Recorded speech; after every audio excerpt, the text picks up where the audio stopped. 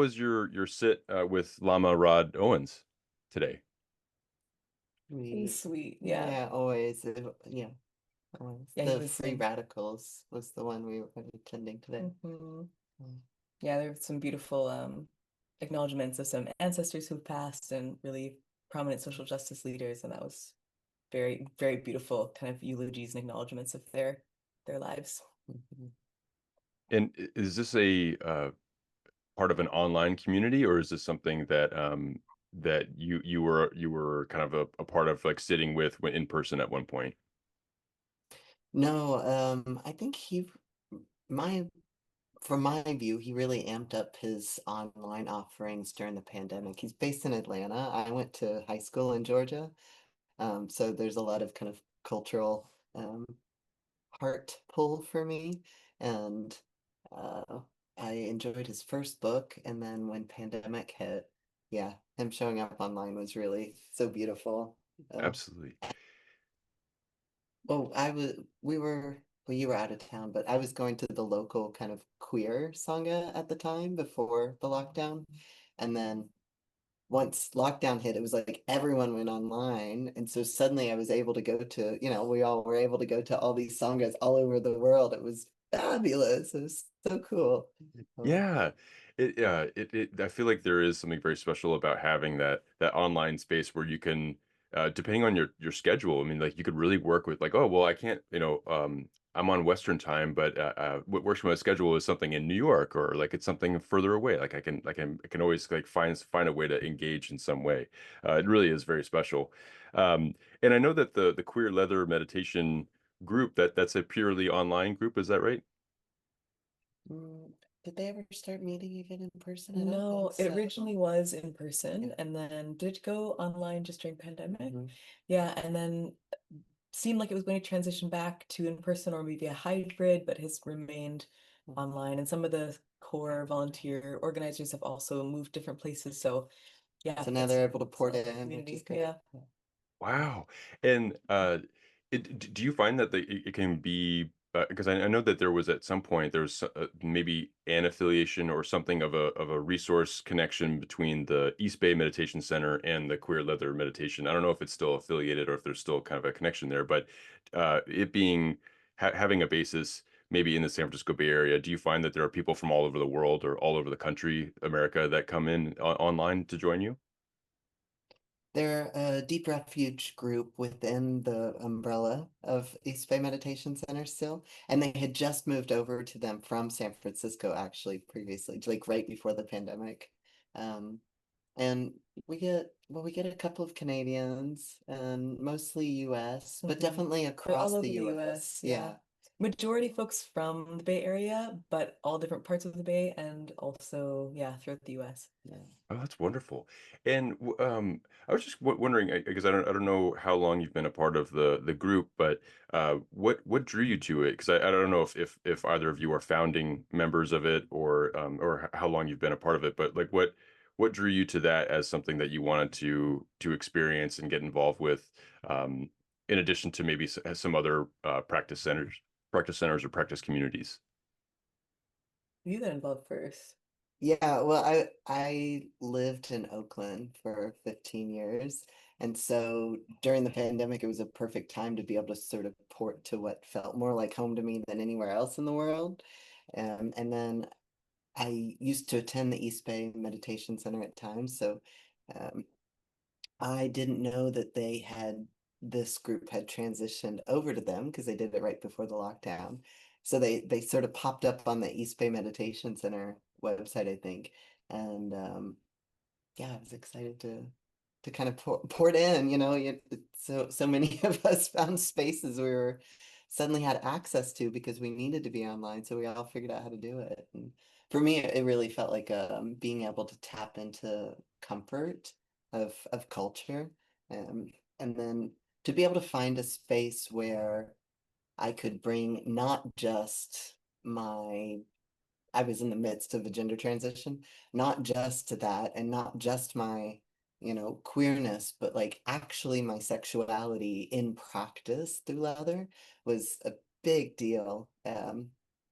Because I'd been to, LGBT sanghas but rarely was eroticism certainly welcome, or there was just so much caretaking in it that it kind of felt like it wasn't available to discuss. So to have the explicit invitation that that is welcome here made a huge difference for me, especially I was such a huge part of the BDSM scene the time I was in Oakland. So yeah. Yeah, and I found out about it through you during the early pandemic, I think, right?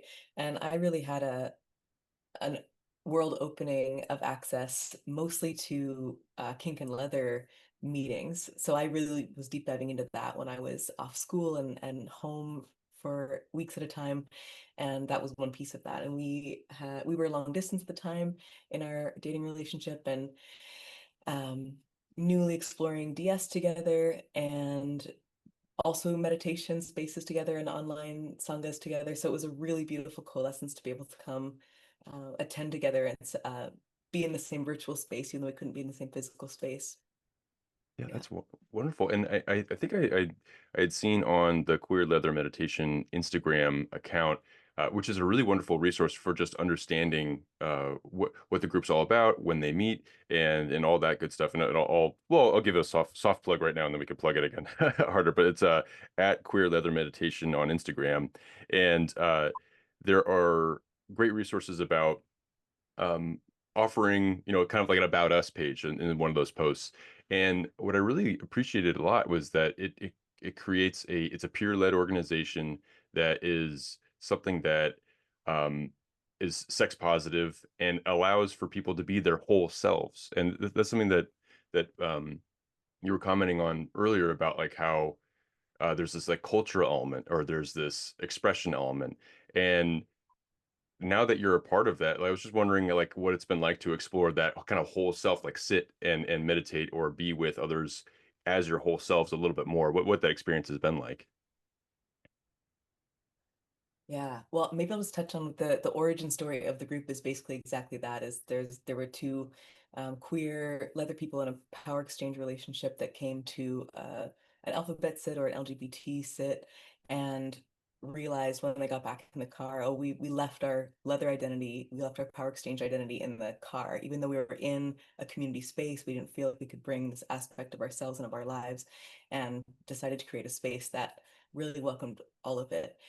And that's been really relevant for both of us. And we both enjoyed hosting and creating the discussions, and as it's peer led, so we take turns facilitating, and really enjoy bringing topics that really weave together and provoke discussion and bring questions about where do these aspects of our lives align? Where does power play and awareness of the alchemical possibilities of pain and spirituality, like how do these all weave together and inform each other rather than static identities and the politics of our queerness and gender? It really can be such a rich conversation to have with people that already have many of these anchors or landmarks of familiarity, to really dive into deep conversation in a pretty short amount of time.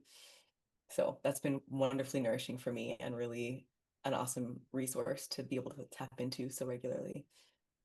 And I think it's wonderful too that you offer there's this one post where you kind of like list out some certain questions that have come up from the Sangha, like internally, like as part of that conversation, those peer-led conversations and discussions that you have. And it's a really, even if I'm not like getting the answers to them as someone that's like looking on Instagram, just the questions alone it's just a really wonderful insight into like the accepting and open nature of the group. And so it's a wonderful thing to have as a resource for me to look at, also for the nature of our conversation, just because like there's some things that were like, oh wow, I would actually like to ask that too.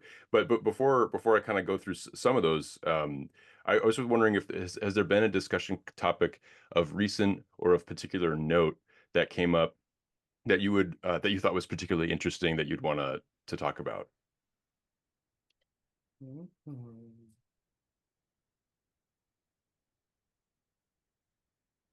Grief practices has been Mhm.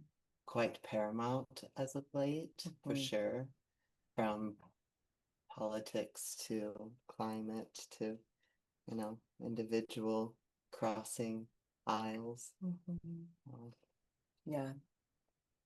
how does one use pain and grief of being with pain and um, release? I think for me, I really enjoyed, we had a topic recently where in the grief realm, it was like, how do you actually alchemize?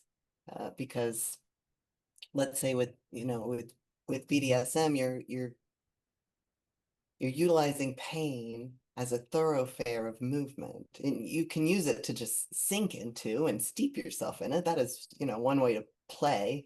And another way to play is to, like, just like Buddhism teaches us, to sink all the way through, and to really allow ourselves to move through it so that we can compost it and so that it enriches the earth, actually. That allows us to build resilience, to remain with the trouble, so to speak. So I really love those discussions because it does bring the Buddhism, the queerness, and the leather, and it just weaves it all together into actionable processes instead of just the heart and the cognitive, which are so important. But when we have kind of all of those flowing together, then there's, yeah, outcomes that we can share with one another about what has worked and what hasn't, and Mhm. um, being able to bring contention into that space has been part of that.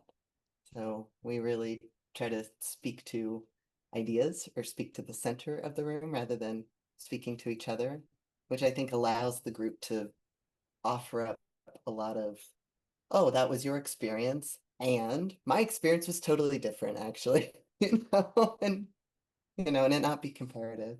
Mhm. I would also say a topic that comes up in different ways over time is resilience, and especially in these political moments when many, especially in the US, are really feeling the heat right now.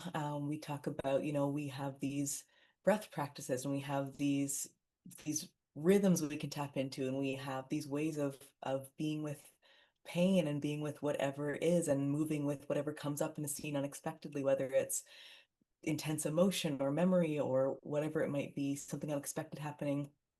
How we bring those tools into this chaotic and unknowable political moment and into our day-to-day lives and into our organizing, into our families. And we have these tools in our spiritual practice, we have these tools in our sexual and erotic and political practices. How do we weave these all together and remember that we can tap into them in different parts of our lives rather than keep them separated out? How do we like really weave all of it and be all of it? Mhm. That's wonderful. Yeah, so something that came up just while you both were speaking, this like the idea of resilience, and then also grief work and actionable grief work and sharing. And I particularly love that idea that of speaking towards the center of the room. There's this like, and then everyone can kind of pull from the center, and it's not necessarily comparative, but like it feels like almost like there's a mirror that comes up in the center, and you kind of can see how you reflect. Around that topic or around that question. Uh, but something that other work that I don't know if this is directly related to the meditation group, but you both work with scar care and the alchemy around and um, the healing qualities of it, the therapeutic qualities of it, and also this like kind of beauty and joy of scar care.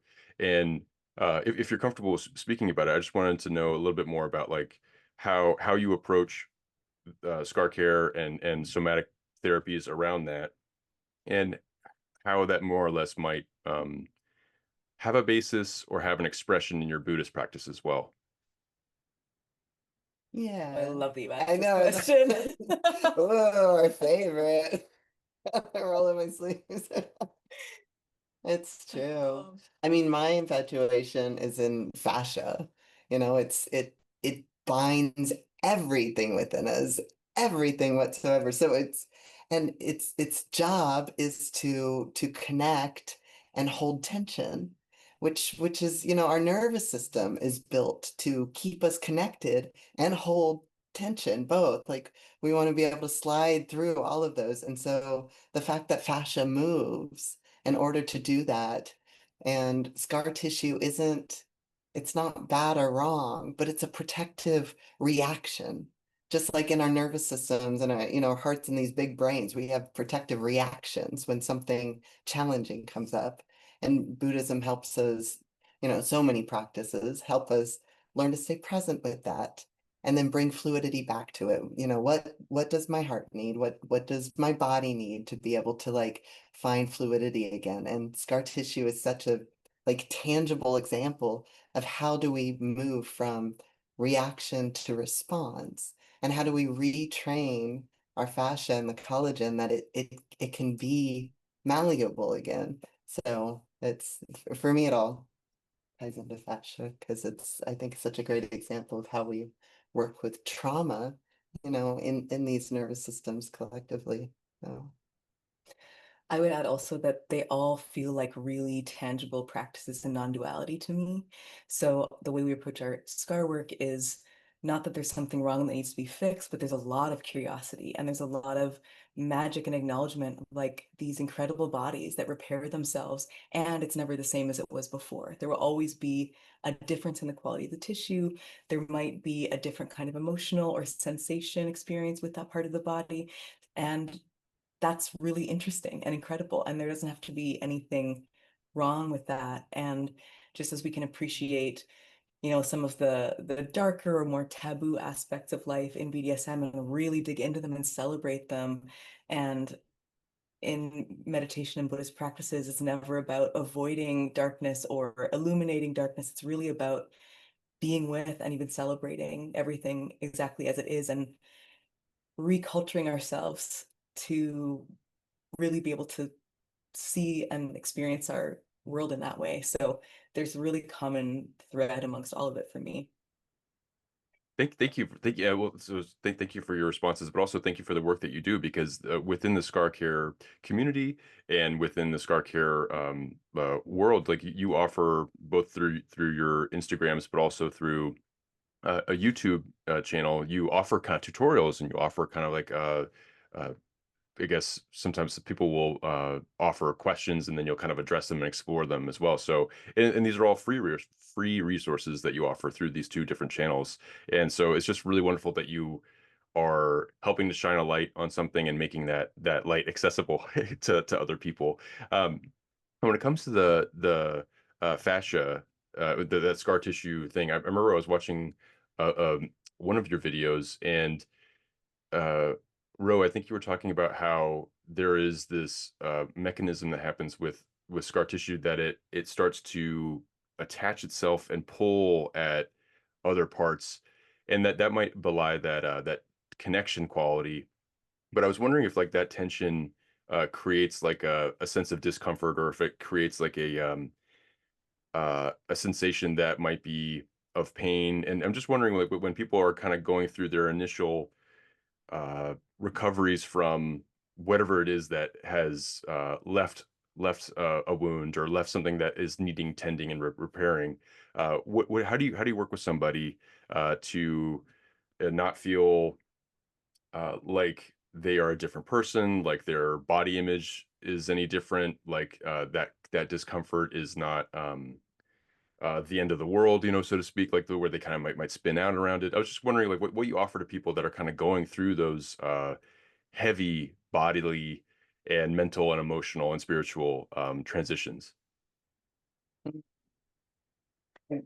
this brings me back to non-dualism and attachment, because that's literally what the scar tissue is doing. Is it's bracing itself out of a reactive safety, which we often do with the different attachments we have to, let's say my identity as a trans person or whatever.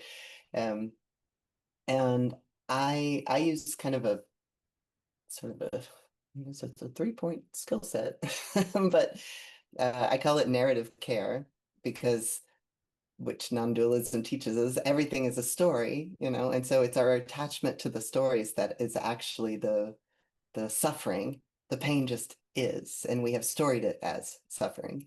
And I think bringing that same curiosity to, well, what is it that you want? Oh, I want to be able to play softball again.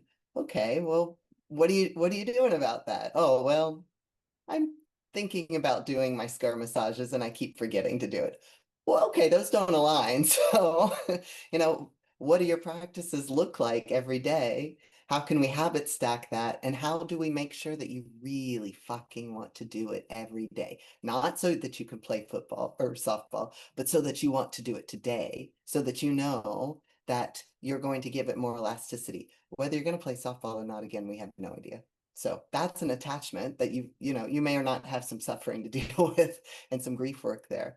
But what we can do is make sure that if you want to move towards more elasticity in that shoulder, that we build a ritual or habit that you want to engage with. So our work is really based in pleasure. You know, there's the thing you want to push against, but if you don't know where you're heading, you just kind of propel out. But if you push against the thing you don't want, I don't want a frozen shoulder, and you're moving towards, I do want elasticity, and I know the action I need to take every day to give myself that, you know, then you're more likely to do it, to have that combination of.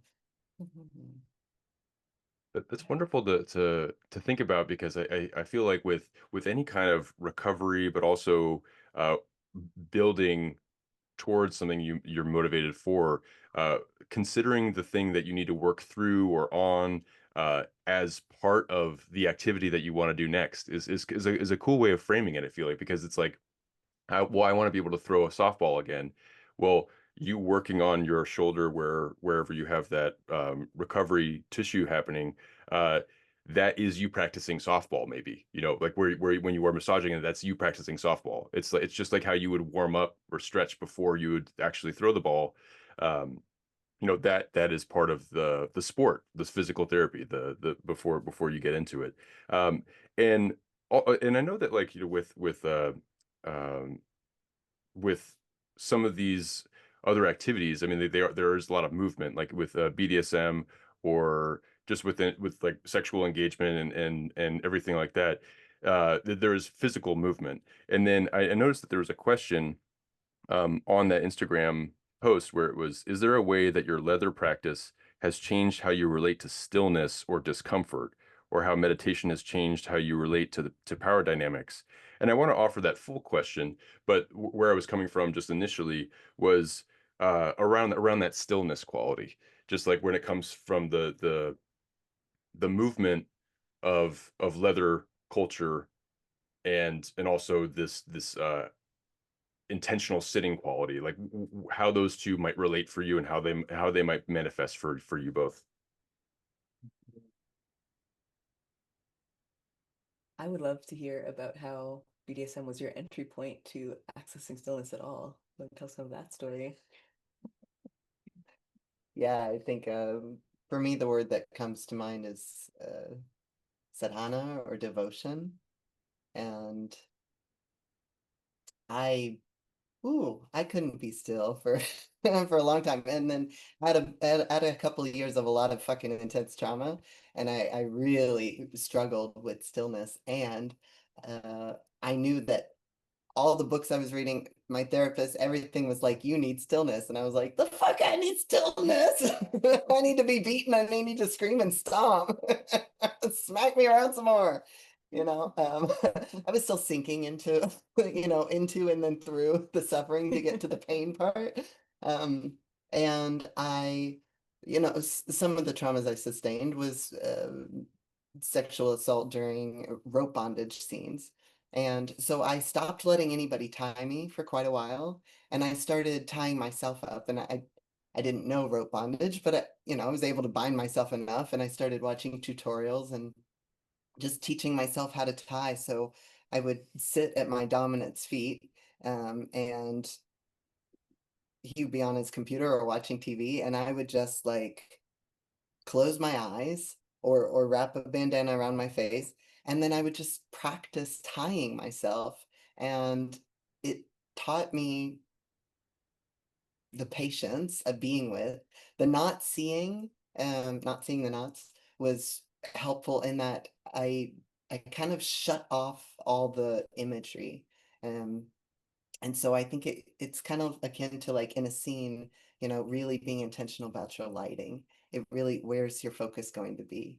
So mine was on texture and the feel of the rope on my skin, which brought me into my body at a time when I really was struggling to be in it. And then as I got better, I started tying myself tighter and tighter and, you know, more and more challenging, which then I wanted to stay in it longer and longer because I'd done all this work and I was enjoying it. And so I built up this practice, slowly. Um, and then eventually started doing scenes where I was suspending myself and doing quite challenging self-suspension scenes just for the kind of crystal clarity of just being right here with me, knowing everything that's happening. And there's a combination of ultimate presence that just sort of allowed for floating, as opposed to, if somebody else is tying me, I might float away completely. But this allowed for that being with that, I've since been able to find through meditation and, walking down the street doing mantra. But it, yeah, that was my entrance to finding stillness was forcibly. But with myself, a lot of my work is based on solo pleasure because I really think that we need to be our own resource first. So, There's so much beautiful, interesting, complex stillness happening in a dungeon at any given moment. And that is something I've always loved about being in that environment of like there's so much sound and there's so much energy and there's also this really profound focus and stillness. And I first started meditating and I was part of my first sangha as a teenager, probably 15, and the dharma blew my mind open, but the practice of sitting has been very slow to settle into my life and has been extremely challenging to be with for me. And I'm a very slow moving person. I can be very still, but be very still with my thoughts or with sensations. But the practice of focusing and meditation has been very challenging. And one place I have been able to find that is in BDSM, especially if I'm in a topping role and I'm doing something like needles. It requires a lot of focus, and I have this connection with another person, and their well-being is in my hands, and they're trusting me, and all of those factors really allow me to get those like blinders on and really hone in on what I'm doing. So those moments of absolute internal alignment have most often come for me in sex and kink more reliably and often more enjoyably than through formal meditation practice. And something that's so cool about that is that kink practices can meet someone that has a high energy, an upregulated nervous system, whether that's related to a trauma response and or is sort of how they're programmed. And not a lot of spiritual practices, at least the way they're translated in the West, are able to meet people that are starting from that point. It's kind of like you have to come all the way down here to even start. And that's such a high bar for so many people. It makes it feel so inaccessible. And then there's so much shame tied up with that. So watching people that would never want to sit on a cushion be absolutely engrossed in whatever's happening and totally present and still in a kink context is so fascinating and beautiful. And it just, there's so many ways, so many rivers that lead to the sea. There's just so many ways to access whatever we're talking about at any moment. And I think it's so beautiful that um, people find these really interesting ways to get there. Certainly. First of all, I just want to say thank you for sharing things that I know that there can be a trauma basis, and I appreciate you being open about Ro, sharing your experience and the pain and suffering that brought you to where you are now. And and also I just wanted to say that there's something really wonderful about what both of you are sharing about what's kind of bringing you towards that engagement of that connection and engagement with stillness. And something that I just kind of popped right in my head with Coda, what you were saying about the space, like the walking into the dungeon and all the different sensory input that you're getting, the complex sensory input that you're getting, that uh, can really, I guess, bring you into a new level of focus, or maybe it brings you into a different, uh, I guess, element or place of expression where you can kind of be more of your full self, or explore and be adventurous. And I think about this. So I have a Soto Zen practice, and it's different. It's different all over the place. But there is a part of me that enjoys very much doing zazen in my home and sitting in front of a wall that and all that kind of stuff. But also there is this aesthetic enjoyment of going into a temple, hearing a bell, being around others, having a shared focus and collectiveness, the incense, the statuary, the high ceilings, and all these different things. And uh, Go walking into a temple and bowing before you walk in, there is a different, you're walking into a different space, and it's drawing and asking a lot of you. It's asking for some certain levels of respect, is asking for certain levels of devotion and curiosity, and then to show up and commit to the work, like where you really are. You really gotta, you can't squirm too much. So I was just noticing that like there it felt like there's a similarity between my experience with that and also just like this dungeon experience where it's all part of it. It's all woven in. So I just want to say like that. I know now I'm talking, but I just wanted to offer that because it was a really cool element that you're both seeing where you're in there and you're working with other people, and you can't be thinking about, oh, did I park in a red zone or is that a white zone? You got to be like, if you're doing needlework with somebody or if you're doing any kind of if someone needs to trust you, you really got to be there with them. So that's a really wonderful thing. So thank you both for offering that. And then also wanted to ask about just the, well, on that trust note, there's another question of like what qualities like trust, surrender, control, presence feel important both in meditation and play, and how do they show up differently in each? I was just kind of curious what that might offer. Mm.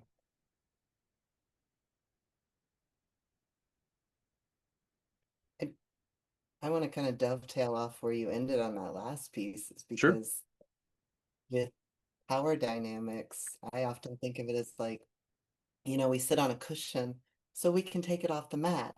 This is the practice zone. We forget that this is just the like starting place, I need to do this every day if I want to have elasticity in my shoulder. Like sitting on the mat is practice so that when we go through the threshold of coming off the mat and we walk into our day and we, meet our cat or our books or our sweetie, whoever, is there, we bring that with us. And that devotion of presence to notice the sensory things around us and really be with what's here instead of, whatever this big brain is giving us, these stories. I think that for me with kink, the time spent in a scene and in a lot of ways is my practice time or ritual time, but really I've been in DS relationships for 20, 25, a long time now. And um and those spaces for me are to be able to bring it off the mat so that whether I am in devotion to or somebody is in devotion to me, that's always a two-way street. It's always happening both ways.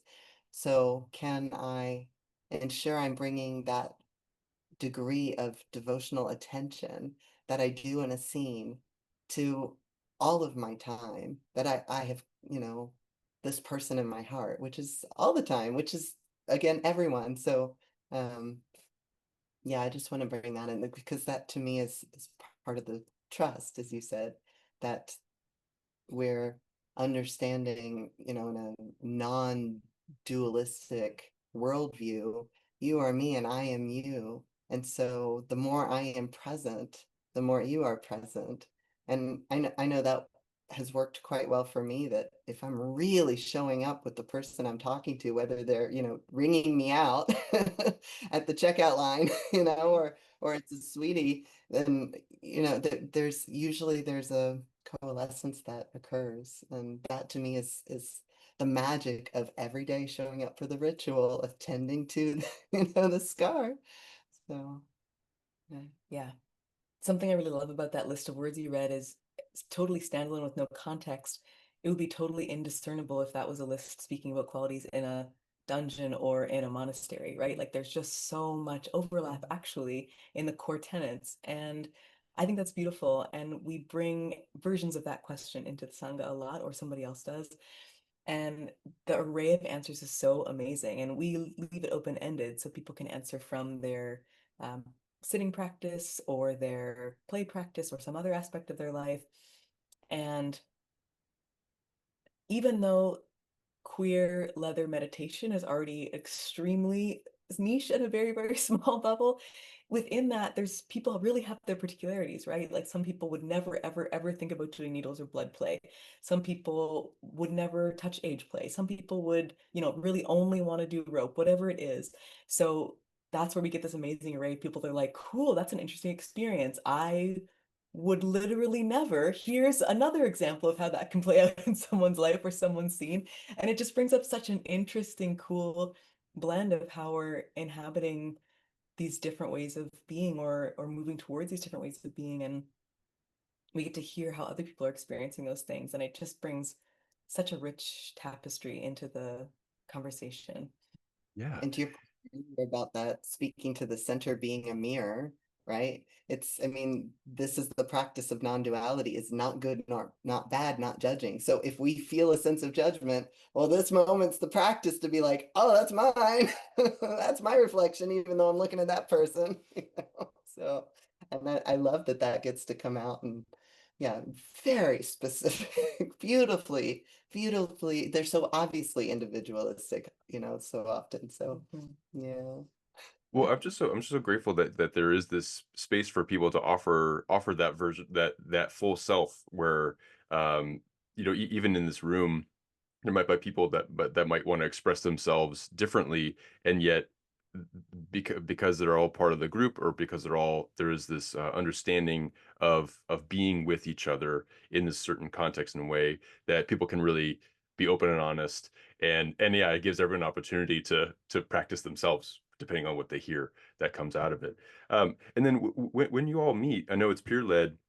I think that there's like maybe like a 25-minute meditation part that I believe that there might be a script, or there might be something that's part of it. But I was wondering like what traditions, or what maybe frameworks or materials or resources that are within the Buddhist field that you incorporate. I guess I don't know if you're pulling more from a Vipassana, or if you're pulling from a wide array of things. Array of things. I was just wondering uh, what is how does a queer leather meditation group root themselves in Buddhism?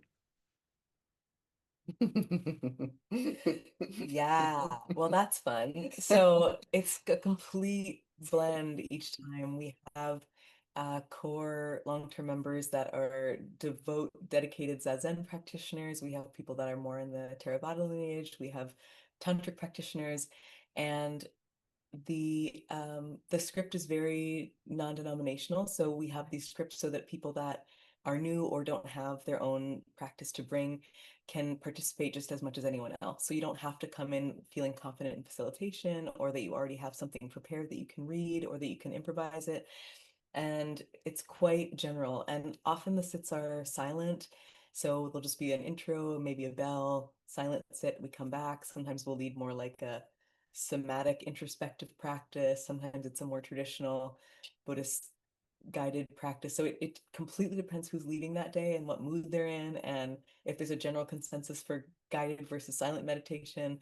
And what I think is really interesting about this mixed peer-led space that really doesn't have a specific lineage is that it kind of brings out what are the core tenets that overlap for all of us. So I can't name all of them, but I would say things like a general perspective of non-duality, things like compassion, desire for presence, and so we get to share across the aisle, and it's interesting to hear what people pull from different places from their own lineages and practices. It's wonderful. This is like it's such a special group that you have. I mean, I know that we talked about how very niche this is, and how specific some of the interests, and the how queer leather, kink, BDSM, that merging with Buddhist practice, or sitting, and all of that, it might be very niche. But everything that you're describing is like very it's like it's like just everybody. It's a very applicable to everything. And the fact that there is this openness to uh the very open to different traditions, people can kind of have a chance to lead in different ways. I mean, like you're helping expose everybody else to tantric practices or to Zen or to more somatic based things. It really it's just like this is a very rich from just from talking to you both, but also just in reading about what the organization's all about. It just feels like it's like this is so important. It's like very important, and it is doing really wonderful work. Uh, would you ever write a book about this? Would it ever would that ever be of interest, or just about the experiences and about the things that come up? Because I don't know, I feel like this might be an inspiration for a lot of people that are trying to put together different Buddhist groups and also just learn about the Buddhist experience. I would point people towards radical Dharma. I think a lot of those teachers, have come through or are in the Bay Area, and come from beautifully radical spaces and lineages themselves. And though I've heard several of those authors be like, well, we moved on from there. It's a beautiful starting point. It's an incredible place to be like, let me just break the box a little bit. Um, so I would send people in that direction to begin with. So also just I have an adoration for Lamarad Owens because, he'll sit down for a sit and be like, so today, let's talk about Grinder. Like it's because he's coming from Tibetan, so and he really, I think, does an incredible job of weaving multiple different spiritual lineages. Like Hmm. he's really bringing so many different pieces, both in his team and through his own study and lived experiences.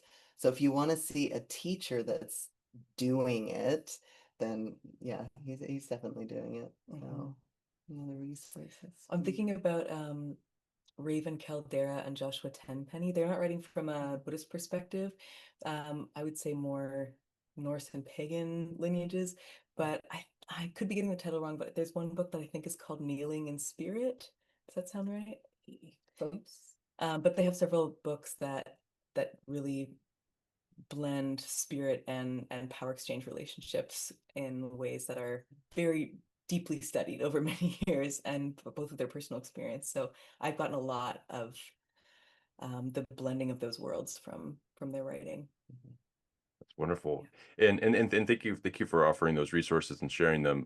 It's great to hear that, that through queer leather meditation, that's a resource in its own right. But then there are all these other influences and other things that you can kind of find for um to express and to bring your full self to that practice. So thank you for offering those. And while we're kind of in that space, I just had two more questions that one has to do with promotion, and so I'll say once more that the Queer Leather Meditation, you can find more information through the Instagram account Queer Leather Meditation, that has info and links to join newsletters, and also just about meeting times and things like that. But is there anything else that either of you or both of you would like to promote or offer about your own services, or maybe some other organizations that you haven't mentioned yet, but would like to get some more eyes and ears on?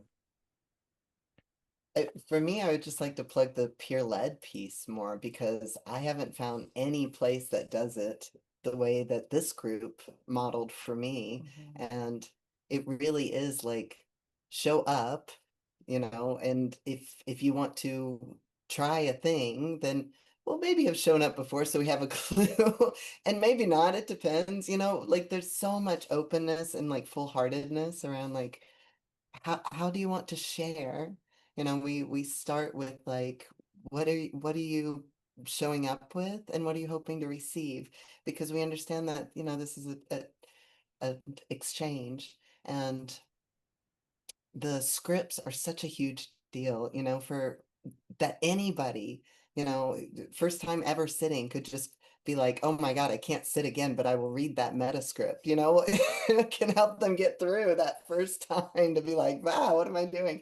Um, is I think really incredible. So as a study, I would wish that there were more spaces that when they say peer led, they really start the opening with would anybody like to do these pieces, you know? And Mhm. if you want to do, let's say, the meditation or discussion, then how about next time? Then you've got a couple weeks to prepare and we can chat with you. If you want to do meta, you can do that now.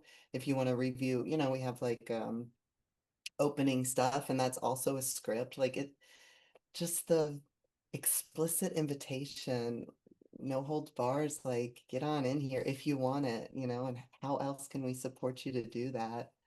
So, yeah. I'll jump on that too. I do think that is such a precious, interesting thing that I haven't really seen in other groups.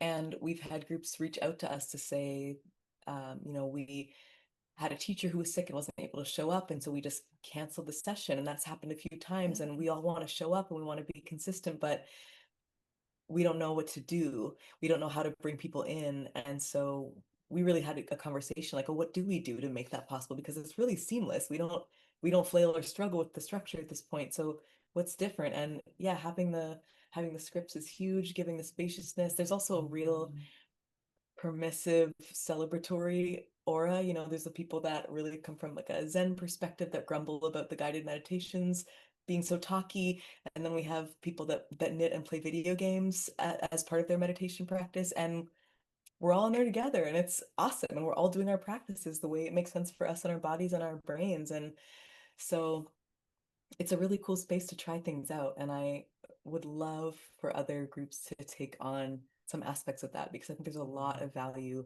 and really brings in the kula or the sangha element. Like we are in this together, we're creating this together rather than only hearing from a teacher or only pedestalizing one perspective. I just think it's a beautiful, interesting model. Give a Yeah. shout out to the show for looking at our cultures and being like, no, we're gonna need to back this up a little bit. You got to work some of that energy out before we let you sit. So, and I think finding that blend of like, and we can kind of start to blend these together and make some brackish waters to allow us to all find each other. So, Yeah, and it's a wonderful thing, and too, like there's the that harmonizing. I mean, it takes people and different voices coming at different volumes and different like places in order for it to meet like a similar vibration. And I imagine there is some humor and some adventure and experimentation and some grumbling that happens when people are trying to become a collective. And it's wonderful that from all these different perspectives that are coming together for queer leather meditation, that there is this element of it, which is the peer led element of it, that you both are saying, well, this is actually the thing that makes it so special and so great and so unique. And just a one question just off of this is what would you say, just any advice to somebody that is trying to start a peer-led collective that, oh, you know what, I don't know if I've done Buddhism enough, or oh, I don't know, I don't have a Dharma transmission, or I don't have credentials, so to speak, to make it so that I am someone that is an authority enough to even put together a peer-led anything. So I was just wondering what you might say to help somebody go ahead and try it. Oh, that's a beautiful question. One thing that I think is really key about this model is that there isn't a Dharma talk. So usually that would be the structure of other sits I've been to is there's a teaching aspect. And so we have a discussion instead of a Dharma talk. So that takes some of the pressure off because none of us are trained to be teachers. And so you can bring a piece of writing or a piece of Dharma that you do find interesting and see what other people think about it. You can share something from your own experience and talk about how that relates to something you learned in your practice or in a formal teaching. And there's just so many ways to talk about these ideas that don't rely on um, one person who has the information teaching it to someone who doesn't. So getting creative with how else could we talk about things? How would you talk about things with other practitioners outside of the context of a sit? If you're just discussing ideas or trying to figure something out together, yeah, anything to add? mm, I think striving for diversity of thought and experience in the room, the lived experience, be it from age and everything else that we all live through. Like if you can, that I think that makes just such a huge difference to be able to know yes, that was your experience, and mine was different, and we're not here to compare them. Like this is it's a dualistic world, and we're trying to look at it through the lens of non-dualism. So I think being able to hold that and having people that have wisdom or seasoning enough, no matter what that comes from, to help support holding the tension that that can create, I think will go a really long way to create the balance that's needed to be with the yeah the difference. Yeah, another thing that is part of the glue of the Leather Sangha is that it's quite intergenerational. We have several founding members or long-term members who've been practicing for a long time, who've been in the BDSM scene for a long time, and their perspectives and their voices are so incredibly valuable. And it would not be the same space if it weren't for that. Yeah, those differences in perspective and experience for sure. That's wonderful. I mean, and it is inspiring too. Just and it feels also accessible. Like the nature of the Leather Sangha is accessible, but then also to this invitation to start your own peer led thing, or to operate a sangha or a practice group as a peer led one. It just feels like um, the the equal footing element of it is necessary, and it allows for a very diverse and interesting place of connection. So thank you for offering that. I hope that someone feels inspired to start something. And then this is just the final question, and this might be just more broad, but for both of you, do you have any advice that you'd want to offer to somebody who is walking the Buddhist path that you wish that you had heard earlier on? Mm.